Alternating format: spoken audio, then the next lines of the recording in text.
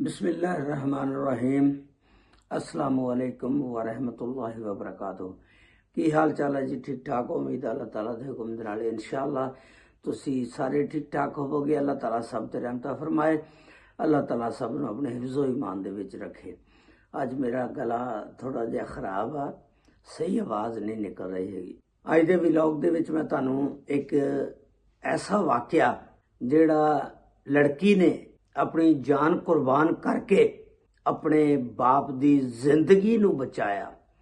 आ लोग कहते हैं ना, गल्लां करते हैं कि यार जिहदे घर लड़की पैदा हुई आ वो बड़ा अफसरदा आ ते परेशान आ।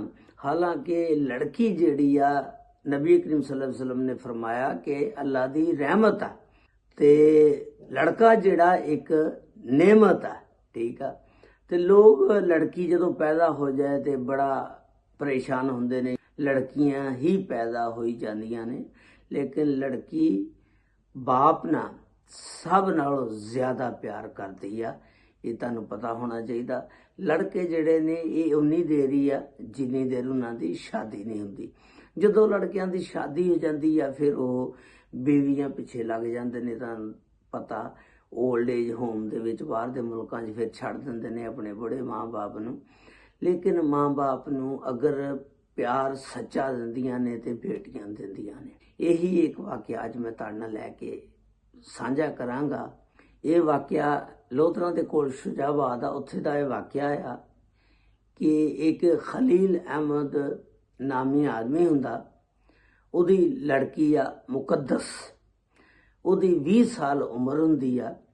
उहने BS मुकम्मल कीता हुंदा ते अगे अपनी तलीम जारी रखना चाहती आ। खलील जिहड़ा उहनूं जिगर दा मसला हो जाता।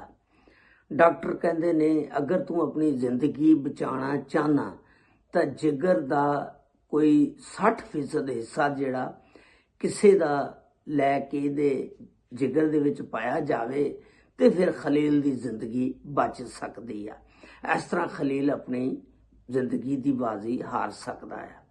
हुण घरदिआं नूं फिक्र पै गया कि जिगर किहड़े बंदे दा असीं इहनूं दईए, किस तरह दईए। हुण डॉक्टर कहंदे ने फौरन जिगर दा हिस्सा जिहड़ा 60% ते पाना ਉਹਦਾ अरेंज ਕੀਤਾ ਜਾਵੇ। ਤੇ 5 ਭੈਣ ਭਰਾ ਹੁੰਦੇ ਨੇ। ਇੱਕ ਭੈਣ ਤੇ ਇੱਕ ਭਾਈ ਦੋਨੋਂ ਤਿਆਰ ਹੋ ਜਾਂਦੇ ਨੇ ਕਿ ਅਸੀਂ ਆਪਣੇ ਅੱਬੇ ਦੀ ਜਿਹੜੀ ਜ਼ਿੰਦਗੀ ਆ ਉਹ ਬਚਾਣੀ ਆ। ਅਸੀਂ ਆਪਣੇ ਅੱਬੇ ਨੂੰ ਜਿਗਰ ਦਾ ਜਿਹੜਾ ਆਪਣੇ ਦਾ ਟੁਕੜਾ ਦਵਾਂਗੇ। सब तो पहला डॉक्टरां नूं कहंदे ने जी कि साडा ब्लड टेस्ट करो। ब्लड टेस्ट कीता ते वो जिहड़ा मुकद्दस सी बेटी उहदा मैच हो गया। उस तो अलावा फिर वो जिहड़ा लड़का सी उहदा भी मैच हो गया। लड़का कहे कि मेरा जिगर जिहड़ा ओह मेरे अब्बे नूं लगाया जावे। लड़की कहण लगी कि मेरा जिगर जिहड़ा मेरे अब्बे नूं लगाया जावे। ते हुण वो मुकद्दस जिहड़ी आ वो कहण लगी कि मेरे सब तो पहला टेस्ट करो। अगर हर चीज़ मैच हुंदी आ तो मैं ही अपने अब्बे नूं अपने जिगर दा पीस जिहड़ा एक टुकड़ा ना 60% देना वो देंगी। हुण डॉक्टर जिस वेले चैक करदे आ मुकद्दस दा बिल्कुल सारा रल जांदा, हर शै ब्लड वगैरह भी। मुकद्दस कहंदी है मैं ही अपने अब्बे नूं जिगर दा जिहड़ा भी पीस देना वो देवांगी। मुकद्दस दा अब्बा कहंदा कि बेटा तू ना दे। वो परेशान हो जांदा कि पता नहीं तू देंगी, तेरी जिंदगी भी बचदी है या नहीं बचदी। मेरी जिंदगी जिहड़ी आ वो तां इसे तरह चलो मैं गुजार बैठा, मैं गुजार लांगा। 2.5 साल तो वो बीमार सी ते 15 दिन होए सी उहनूं हस्पताल च दाखल होए नूं। डॉक्टर कहण लगे कि इहदे बचण दा एक ही तरीका कि इहदा जिगर दा 60% हिस्सा जिहड़ा तब्दील कीता जावे। हुण मुकद्दस दे जिस वेले टेस्ट किए गए सारा कुछ लिया गया, वो बिल्कुल मैच हो गया। मुकद्दस तैयार हो गई ऑपरेशन वास्ते। मुकद्दस तैयार होकर ऑपरेशन थिएटर दे विच चले जाती है। अपने अब्बू नूं कहंदी है अब्बू घंटे 1.5 घंटे का काम आ, मेरा ऑपरेशन हो जाएगा, मेरा जिगर जिहड़ा तुहानूं ला देणगे डॉक्टर ते तुसीं बच जाओगे। अल्लाह खैर करे असीं दोनों जिहड़े ने ना इंशाअल्लाह दोबारा मिलांगे। जिहड़ी बच्ची आ वो अपने अब्बे नूं तसल्ली दे के ते ऑपरेशन थिएटर चल जांदी आ ते डॉक्टर उत्थे उहदा जिगर दा जिहड़ा 60% हिस्सा कट के ਤੇ ਆਪਰੇਸ਼ਨ ਕਰਕੇ ਕੱਢਦੇ ਆ ਤੇ ਉਹਦੇ ਵਾਲਦ ਨੂੰ ਲਗਾ ਦਿੰਦੇ ਨੇ। ਹੁਣ ਦੋਨੋਂ ਬੱਚੀ ਔਰ ਵਾਲਦ ਦੋਨੋਂ ਬਿਸਤਰ ਤੇ ਪਏ ਨੇ, ਆਪਰੇਸ਼ਨ ਥੀਏਟਰੋਂ ਚ ਨਿਕਲ ਆਏ ਤੇ ਬੱਚੀ ਜਿਹੜੀ ਆ ਉਹ ਬਾਰ-ਬਾਰ ਪੁੱਛਦੀ ਆ ਆਪਣੇ ਭੈਣ ਭਰਾਵਾਂ ਨੂੰ ਕਿ ਅਬੂ ਦੀ ਕੀ ਹਾਲਤ ਆ, ਕਿੱਦਾਂ ਅਬੂ ਠੀਕ ਆ ਜਾਂ ਨਹੀਂ। ਉਹ ਦੱਸਦੇ ਨੇ ਕਿ ਬਿਲਕੁਲ ਠੀਕ ਆ। ਤੇ ਉਹਨੇ ਆਪਰੇਸ਼ਨ ਥੀਏਟਰ ਚੋਂ ਨਿਕਲ ਕੇ ਇੱਕ ਦਫਾ ਸਿਰਫ ਆਪਣੇ ਅਬੂ ਨੂੰ ਵੇਖਿਆ, ਲੜਕੀ ਨੇ, ਮੁਕੱਦਸ ਨੇ। ਉਸ ਤੋਂ ਬਾਅਦ ਉਹਦੀ ਆਪਣੀ ਤਬੀਅਤ ਜਿਹੜੀ ਆ 2 ਦਿਨ ਬਾਅਦ ਖਰਾਬ ਹੋ ਜਾਂਦੀ ਆ।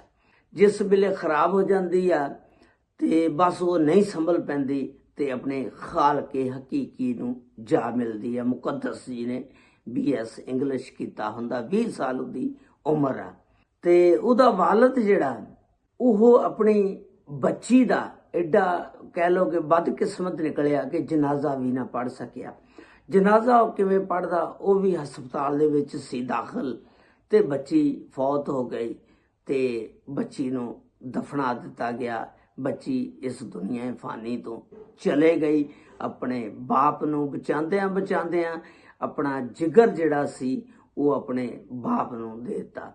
ਔਰ ਬਾਪ ਜਿਹੜਾ ਸੀ ਜਦੋਂ ਉਹ 60% ਜਿਹੜਾ ਜਿਗਰ ਕੱਟ ਕੇ ਉਹਨੂੰ ਲਾਇਆ ਸੀ ਉਹ ਮਾਸ਼ਾਅੱਲਾ ਠੀਕ ਹੋ ਗਿਆ। ਔਰ ਬੱਚੀ ਜਿਹੜੀ ਸੀ ਆਪਣੀ ਜਾਨ ਦੀ ਕੁਰਬਾਨੀ ਦੇ ਕੇ ਤੇ ਆਪਣੇ ਬਾਪ ਨੂੰ ਜਾਂਦੀ ਬਚਾ ਗਈ। ਤੇ ਹਾਲਾਂਕਿ ਤੁਸੀਂ ਦੇਖ ਲਓ ਉਹ ਆਪਣੇ ਭਰਾ ਦਾ ਵੀ ਜਿਗਰ ਦੇ ਸਕਦੀ ਸੀ ਬੱਚੀ, ਅਗਰ ਚਾਹੁੰਦੀ ਵੀ ਤੁਸੀਂ ਭਾਈਜਾਨ ਦੇ ਦਿਓ ਚਲੋ, ਲੇਕਿਨ ਉਹਨੇ ਭਾਈਜਾਨ ਨੂੰ ਵੀ ਆਪਣੇ ਭਰਾ ਨੂੰ ਵੀ ਜਿਗਰ ਨਹੀਂ ਦੇਣ ਦਿੱਤਾ ਔਰ ਆਪਣੇ ਜਿਗਰ ਦਾ ਟੋਟਾ ਜਿਹੜਾ ਸੀ ਕਟਾ ਕੇ ਤੇ ਆਪਣੇ ਬਾਪ ਦੇ ਜਿਗਰ ਦੇ ਵਿੱਚ ਲਵਾਤਾ 60% ਹਿੱਸਾ ਔਰ ਆਪਣੀ ਜਾਨ ਦੀ ਬਾਜ਼ੀ ਹਾਰ ਗਈ। ਔਰ ਇਸ ਤਰ੍ਹਾਂ ਉਹ ਵਿਚਾਰਾ ਬਾਪ ਸੀ ਜਿਹੜਾ ਉਸ ਬੱਚੀ ਦਾ ਜਨਾਜ਼ਾ ਵੀ ਅਦਾ ਨਹੀਂ ਕਰ ਸਕਿਆ ਔਰ ਐਦਾਂ ਉਹ ਕੁਰਬਾਨੀ ਦੇ ਕੇ ਤੇ ਇਸ ਦੁਨੀਆ ਤੋਂ ਟੁਰ ਗਈ। ਤੇ ਬੱਚੀਆਂ ਜਿਹੜੀਆਂ ਨੇ ਬਹੁਤ ਪਿਆਰੀਆਂ ਹੁੰਦੀਆਂ ਨੇ, ਬੱਚੀਆਂ ਬੜੀਆਂ ਲਾਡਲੀਆਂ ਹੁੰਦੀਆਂ ਨੇ, ਮਾਂ-ਬਾਪ ਨੂੰ ਪਿਆਰ ਕਰਨੇ ਵਾਲੀਆਂ ਹੁੰਦੀਆਂ ਨੇ। ਇਹ ਅਗਰ ਬੱਚੀ ਕਿਸੇ ਦੇ ਘਰ ਪੈਦਾ ਹੋ ਜਾਏ ਸਮਝੋ ਕਿ ਇਹ ਬਾਇਸੇ ਰਹਿਮਤ ਆ। ਕੋਈ ਬੰਦਾ ਵੀ ਇਹ ਨਾ ਕਵੇ ਕਿ ਯਾਰ ਮੇਰੇ ਘਰ ਬੱਚੀ ਆ ਗਈ ਆ। ਅੱਲਾਹ ਤਾਲਾ ਸਭ ਤੇ ਰਹਿਮਤਾਂ ਫਰਮਾਏ। ਇਸ ਤਰ੍ਹਾਂ ਉਸ ਬੱਚੀ ਨੇ, ਇਹ 5 ਭੈਣ ਭਰਾ ਸੀ ਤੇ 5 ਦੇ ਵਿੱਚੋਂ 2 ਨੇ ਸਿਰਫ ਫੈਸਲਾ ਕੀਤਾ। ਤੇ ਤੁਸੀਂ ਦੱਸਣਾ ਕਿ ਮੁਕੱਦਸ ਨੇ ਆਪਣੇ ਵਾਲਦ ਦੀ ਜ਼ਿੰਦਗੀ ਨੂੰ ਬਚਾ ਕੇ ਸਹੀ ਕੀਤਾ ਜਾਂ ਜਿਹੜੀ ਕੁਰਬਾਨੀ ਦਿੱਤੀ, ਕਿਸ ਤਰ੍ਹਾਂ ਉਹਦੇ ਮੁਤਲਕ ਤੁਸੀਂ ਕਮੈਂਟਸ ਜ਼ਰੂਰ ਕਰਨਾ। ਅੱਲਾਹ ਤਾਲਾ ਸਭ ਤੇ ਰਹਿਮਤਾਂ ਫਰਮਾਏ। ਅੱਲਾਹ ਤਾਲਾ ਸਭ ਨੂੰ ਆਪਣੇ ਹਿਫਜ਼ ਇਮਾਨ ਦੇ ਵਿੱਚ ਰੱਖੇ।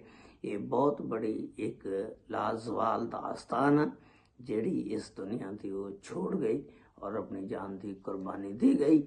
अस्सलामु अलैकुम व रहमतुल्लाहि व बरकातुहू।